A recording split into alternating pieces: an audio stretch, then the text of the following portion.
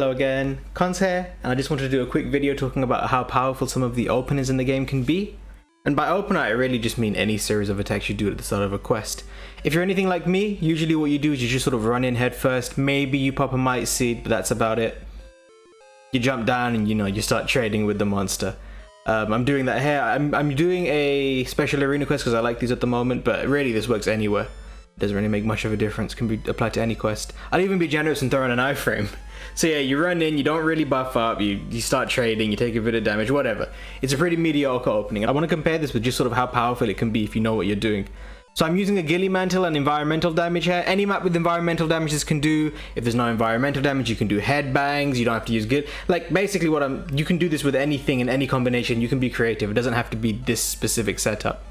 But yeah, I've buffed up, gonna grab some slinger ammo, set up Tigrex, and the only real knowledge that this requires is I guess a little bit of the timing on the trap and also the fact that Tigrex jumps back when it goes into rage mode, but nothing too crazy. It doesn't take like insane amounts of timing or that much prep or anything, and I wouldn't have used this environmental trap or this or the pitfall trap if I hadn't done it right at the start, because who finds a chance to do that in the middle of a hunt, you know? And you can see we've got 900 and something damage from the trap, we're getting like 545 from the level 1 there. The true charge gives us like 1400 in total. It then jumps back right into the pitfall trap. And because I sort of know what timing it stays in the trap for, I know sort of how to punish this. But yeah, you get like 500 or 600 from the level 1 and then 700 from the level 2, and then the TCS gives us another like 1500.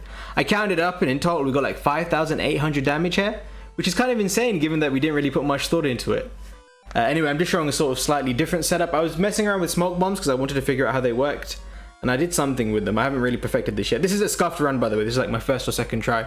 I was just messing around with it, and it would be much better if I like picked up slinger ammo and did some TCS skipping. But anyway, you can really do this for anything. It doesn't have to specifically be a lot of damage either. Like something on with Bo versus Teostra, for example. Just starting off by using the slinger pod to distract Teo so you can claw on without getting roared straight away. And then doing 3 swipes into a claw attack so you have instant tenderize and instant rage mode for the better hit zones. It's kind of crazy just how much of a difference it can make.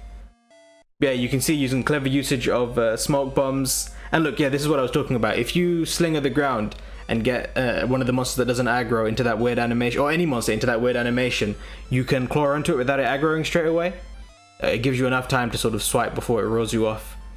And yeah, it's like, there's not really that much to it. I just wanted to emphasize just how good these openings can be. And if you're a player like me who just sort of ungers their way through and doesn't really pay much attention to what they're doing, and you can see how scuffed the Volcano run is, then definitely consider maybe trying something a bit more creative when you start your hunts, especially with something like Hunting Horn where you want to line up your buffs, and like there's a lot to think about and there's a lot to sort of optimize, and you don't have to be crazy optimal, but it is quite impressive just how much damage you can do right at the start of a quest when a monster isn't aggroed if you know what you're doing.